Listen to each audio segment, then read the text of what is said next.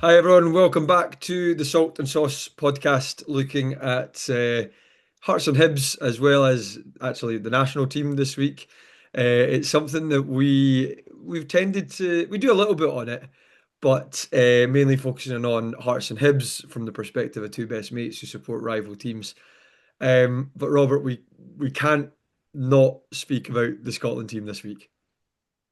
Yeah, Would you say that's fair? completely agree. Completely agree.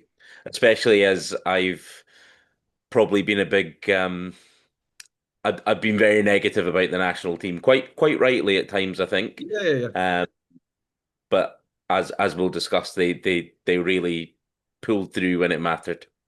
Yeah, I mean, well, we had two different experiences watching the game. I was there. I was in Hampden, and obviously with your like 13 kids you've got at home or whatever, you were watching it in the house. I imagine my celebrations were a bit louder than yours were allowed to be on the night. Yeah, mine had to be muffled to not wake the kids. I But imagine there's a lot I was going nuts. of well, absolutely incredible. Yeah, The main thing about being at Hampden, it was just I was wondering. We were talking about it on the way back. Is it the biggest celebration I've been a part of? Like the biggest game that I've been to? And that maybe depends on if I think do I support Hearts or Scotland more. And like I do, I support Hearts more without question. But the reason I think it might be bigger is because well, it's bigger. It's Scotland.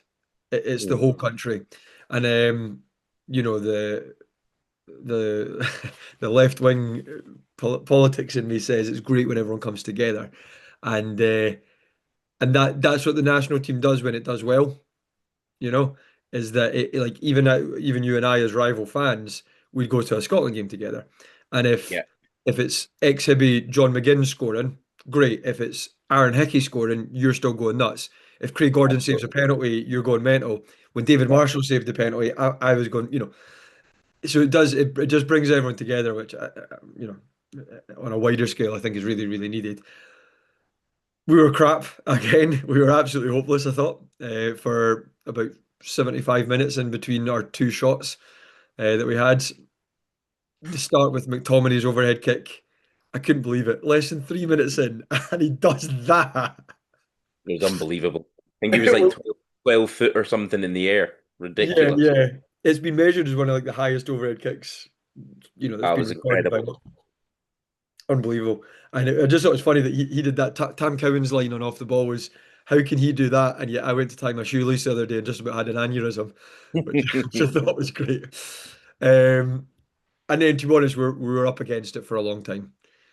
To be fair, I thought the penalty was a penalty. It's on the line, which Yeah, is in the box, and it's clearly a foul. I thought we got lucky with the red card. I would have been pretty livid if that was yeah, against us.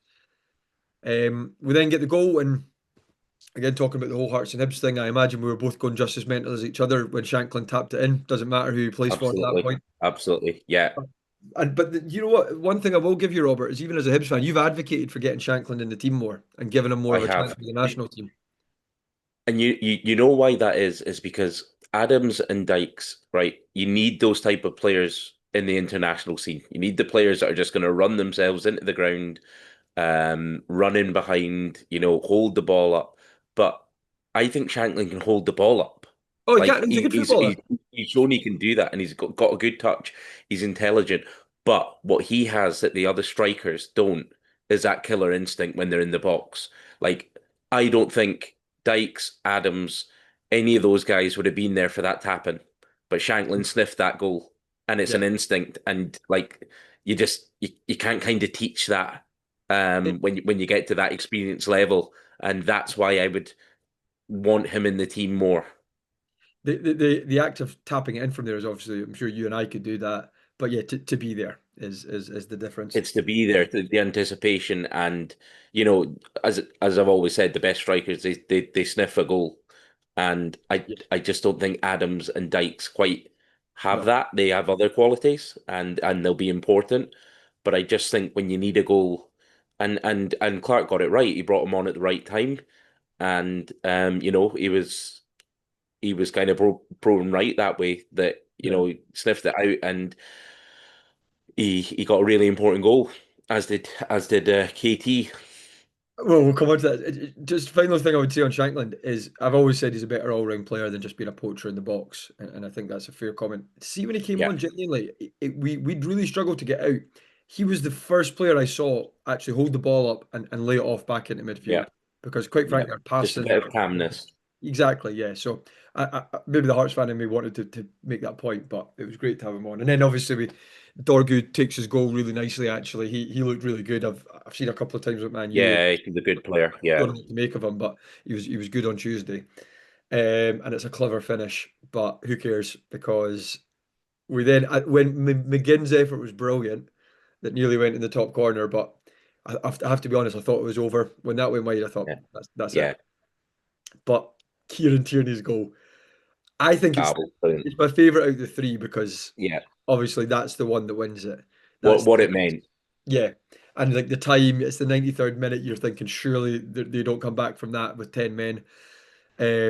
What an unbelievable strike because he really whips it. He doesn't. There is an element of side foot to it, but it's not safe. He doesn't go safety Sam with it. He really puts a bit of whip in it, and it's just an unbelievable finish. And the celebrations are mental. And then Kenny Kenny McLean. McLean. I mean, That was brilliant. there's times Kenny McLean for me sums up Steve Clark in the fact Yeah. that he's useful and he's functional, but Mm, very just like uninspiring. mm, I mean, taking off Gannon Doak with after because obviously because he got injured and having to bring McLean on and put Christie out there, mm. it's got to be one of the most uninspiring subs ever. But I mean, the way it turned out, I actually thought McLean played well. He was the He one getting the did. ball in the box leading He up to did. Tierney's Yeah. goal, and then I think anyone can kick the ball into the net from the halfway line if you've played football before.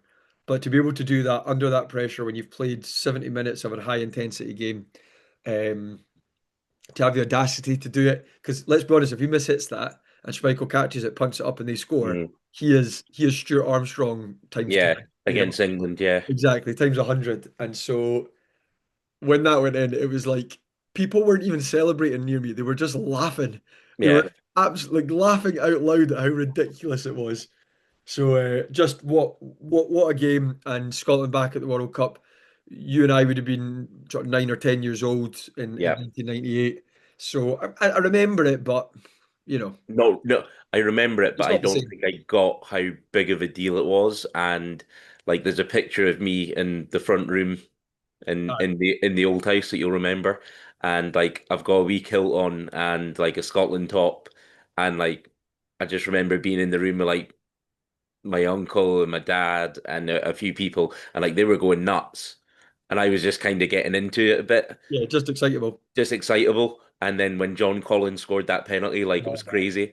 So to have this moment now as an adult, like to have the team going to the World Cup, because obviously we went to the Euros, that was great, but to get to the World Cup, it's a bit more special.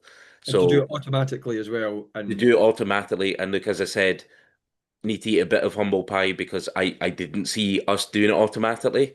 And I no, actually didn't see us. I thought we'd choke in the playoffs as well. I just thought we weren't playing well enough. I didn't see it happening. We got huge slices of luck, but we also, when it mattered, we dug in. And when you're not playing well, it's better to be lucky than good. And and and that's what we were at times. you need to capitalize on that luck. But the fact is, we played Greece away and Denmark at home and Yep, scored 6 goals without yep, playing that well. I mean, that's pretty yeah. crazy. And That actually that against that Greece, we could have equalised. my worry is though that we take that style of play into I a know. tournament and we do what we've done at the previous Euros. I just hope that Steve Clark's learned from it. And look, fair play to him getting us to the World Cup. And it was a great night, one of the probably the best night of support in Scotland I've had. And I think a lot of people would say that as well. It was incredible. So to give us all that moment and the lift it'll give the country, I just think, let's go for it. What have we got to lose? It's Steve Clark's last World Cup. I know he's going to want us to be solid, but we have the players where we can really go for it, and that's what I want to see happen. No, I completely agree. I was going to say my final message after all of it is just let's give it a go when we're over there. And look, if we get beat by better teams, I think we can all take that on the chin. But to just sit in and take a 1-0 defeat. Not for me, thanks. So yeah, let's just go. No, no. But And I on to more think we need to important. touch on I was sorry, going to. Stuart, I was just going to say, just to finish up, like what it might mean for Hibs and Hearts. And I was thinking about this earlier. I think those Hibs and Hearts players who have been in the Scotland squad or in and around it, it's going to give them a big boost because there is going to be a couple of wild cards there. So I'm looking at Hibs. Hanley will be on it if he's injury free, I'm sure. He was terrible in Greece, but he had a good game Yeah, yeah, he did. in against Denmark. He was solid enough. Yep. Um, Craig Gordon, 42, what a story. Was about to 43. retire. Steve Clark talked him out of it. Yeah. Still Scotland's best keeper. Always Yeah. said it. He's still Scotland's best keeper, which is amazing at 43. You'd expect him to be there. You'd expect Shanklin to probably be there if he continues his good season. Mm. He's Bowie maybe probably. has an out. He maybe has an outside chance as that fourth striker. He has to pick up form. Well, I was going to And say you've got the like Shanklin going probably means Bowie doesn't go. Probably. possibly, but you've got Dykes, you've got Adams. Shanklin, Adams, and you a fourth striker. Well, I would think you'll probably take four strikers. yeah, I suppose. Yeah, if the four striker role is up, then Bowie would certainly be putting his hat in the ring for it. But Yeah, he needs but to pick again, up. He needs to pick up. he needs to pick up big time. And I was just going to say, obviously Hanley as well, and then like, someone like Mulligan who had a call up, wasn't involved, but had a call up. If he continues his form in the centre midfield, he could be in with an outside chance because Absolutely, yeah. we don't have many players that can go front to back like that. That's in the engine room, important players who could, and he can finish as well. So he's a kind of all round midfielder that you would like to think if he has a really good second half of the season, he could get himself on that plane as well. So I think it's only a good thing that for the Hibs and Hearts players Yeah. in terms of looking at their form in the second half. And I'll tell you who I would beat the drum for, thinking about an area that we're struggling in a little bit. Um, I think, given that they're playing together, Halkett and Finlay should be I in. definitely think I would say from what I've seen, I back Halkett more than Finley. I don't see The them thing that both gets me, going. the thing that gets me is I rate Hanley. I back Hanley, and okay, look, he is limited. There's no doubt about that. But Yeah. we know you know what you get from him. And I know he's played for Scotland for a long time. And I think one of the reasons he was in there is because he was playing sort of either lower Premiership or higher Championship football down in England. But based on this season, Halkett and Finlay are the best defensive pairing in that league, the same league as Hanley. I'm not saying they should get in ahead of Hanley because Hanley's been there and done it for so long. But when you look at just the credentials for what gets you in the squad, honestly, I mean, Halkett got called up before he got a couple of bad injuries in a row, so Hmm. he's clearly, being considered. Finlay, I don't know. I don't know what his history with selection is. I don't know. Obviously, it's a long way away, but just given how they've played so far, I think they should be in consideration for being in the squad at the very Well, I least. think Not not just in the squad. I think if Halkett's fit, I Yeah. think he would. I think he'll go. I Mm. think Finley is where there's possibly a question mark Yeah. because Yeah. he's going to stick with Suter. He's going to stick with Hanley. He's got McKenna. Hendry as well. He's a good player as well. So to He's all right. take Halkett and Finley, I don't know, but And then it also certainly depends on certainly it injuries. gives them motivation. And as you say, ask the question for these Scottish guys. Like it could be our last chance for a long time for a lot of them. Yeah. So you would like to think it gives them a kick from a Hibs point of view. Could someone like Nicky Cadden have a really good second half of the season? And in terms of set pieces, they're so important, and his deliveries, could he be a wild card? Oh, well, then That's but then that's where I would argue for Stephen Kingsley. But we can have that argument in April, Yeah, for but I'm saying if left these backs. guys have good, I know, no, you're if right. these guys have great second halves of the season, like it sounds crazy, but like Stevenson and Hanlon got called up. You know what I mean? So like, who who No, knows what's possible? 100%. No, no, I take your point. Obviously, I'm bantering there about the rivalry, but that is the sort of thing Hearts and Hibs fans would do is argue over Kingsley and Cadden. But both doing well, and but you're right. The point you're ultimately making though is the motivation, and that's what Yes. we need to be looking at because there's a lot of Scottish players at both clubs who are who have either been in squads, are in the squad, or would be in consideration for a squad. So yeah, hopefully that inspires them a little bit to push them on. Definitely. So Yeah. speaking of which, I was going to say my link my link was going to be who cares about the World Cup when you've got Dundee at the weekend, Robert. Let's look ahead to the games then for Hibs and Hearts. Starting with you, you guys are at home to Dundee on To Dundee, Saturday. yeah. Give me your thoughts on that. Yeah, it kind of feels surreal because like I always dread the international break just because of how Scotland have been playing. But like I'm on so much of a high from I that know. game and just like the pictures after it of like I'm just like that, like on like all social media pictures, all videos, everything. Even like some of the other dads at the school and everything, they're all like, "Oh, well done! You must be so proud." And obviously Ireland had their moment to get in the playoffs as well, Yeah, and I Trump was a that. bit like, Scotland better do it as well. And like, did we do it? So I kind of feel like I'm on such a high, and I'm like, Hibs, don't ruin this. Don't ruin this. Um, Which they're capable so of doing. they're certainly capable of doing. So I actually expect us. I expect us to win, and to win well. We are pretty much full strength. I Hmm. think Chiwa had an injury or he had a sickness or something when he was away. So that is the kind of only doubt. McGrath was away with Ireland. He didn't really play. So Hanley played two pretty grueling games. So I wouldn't be surprised to see him rested just because at his age and 3 games in a week is a lot. And just the emotion of that Yeah, of the 2 games as well. So he may come out. But I'm expecting us to take the game to Dundee. We've, as I said, we've not got a good home record this season. We need to. They've not got Simon Murray as well, who's can be a bit of a thorn in the side as well. Um, oh Usually yeah, sniffs out a goal or just makes a nuisance of himself. He's a good yeah, player, yeah, yeah. certainly at domestic level. So yeah, I'm expecting us go out all out attack, put them under pressure. That high press game, early goal, and I want a comfortable Saturday afternoon 2 or 3-0 to Hibs, and that's what I think it'll be, 2 or 3-0. No Yeah. frills. I think that's reasonable. Dundee, they've had a couple of decent games this season, but largely speaking, pretty poor. We certainly strolled it against them recently without really getting out of second gear. And I would expect Hibs to do much the same, really. I suppose the only thing, if I'm clinging on to something from a Hearts fan, i.e., wanting Hibs to drop points, is there have obviously been a few games, admittedly against teams better than Dundee, but St Mirren, Kilmarnock, Dundee United, where Hibs have been a bit shaky at home.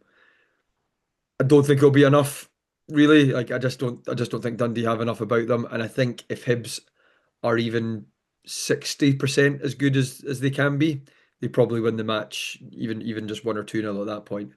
So yeah, I'd be very surprised with anything other than a home win there. Yeah, but Hibs are I full of surprises, so love that. It was there who was knows? an awkward moment of who was going to be the first one to say, but Yeah. There's always a big but. Nothing's guaranteed. There's no easy games. Dundee beat Celtic, you know what I mean? So sure. it's possible, but I'm reasonably confident. I would say I'm at 70% that we'll win. Hearts have got a trickier tie on Sunday. We're away to Aberdeen, who I know they had a rotten start to the season, but they've only lost one of their last five in the league, which not a bad record for anyone, and three of those have been wins. I was reading today we've got Hibs I know are the same, largely speaking, a rotten record at Pittodrie. I think the last time we won there, Derek McInnes was the Aberdeen boss, so that was obviously quite a while ago. We we're better than them. I think that's a fair comment. Certainly at the minute, we've got, Shankland has got nearly as many goals as their entire team does in the league this season. Um, we should be winning, all things considered. The only thing that puts you off is, the fact is our last win there, I think, was yeah, like 2016 or whenever it was when McInnes was managing them.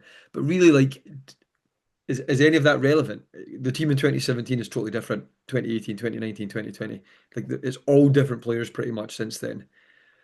The team that we've got this season won pretty comfortably against them at Tynecastle. I think we're better. I think we've had players who have come in since then. This was before Casaridis really burst onto the team.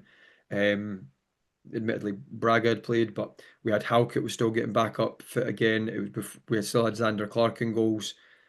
So for me, I don't think we'll stroll it quite as easily as Hibs against Dundee, but I'm going to say Hearts win that 2-1. Okay.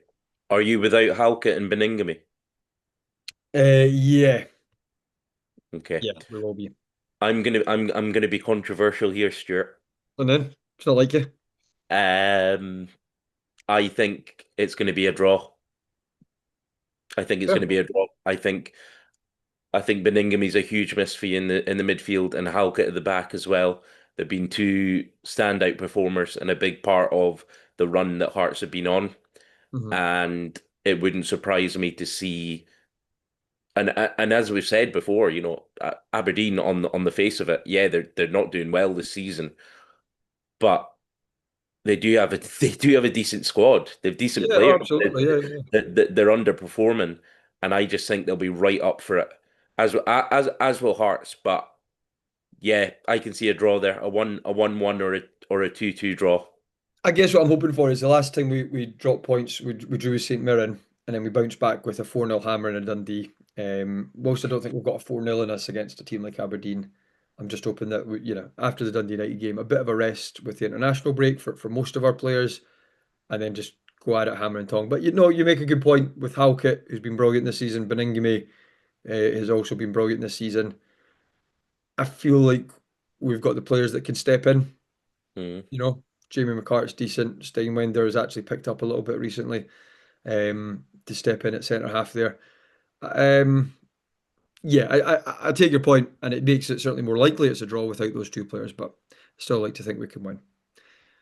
So we'll find out how both teams got on. We'll get the podcast. It'll be recorded earlier next Monday. We decided to wait a bit given the nature of the Scotland game and just all of the dust that needed to settle after that. No point in recording before then.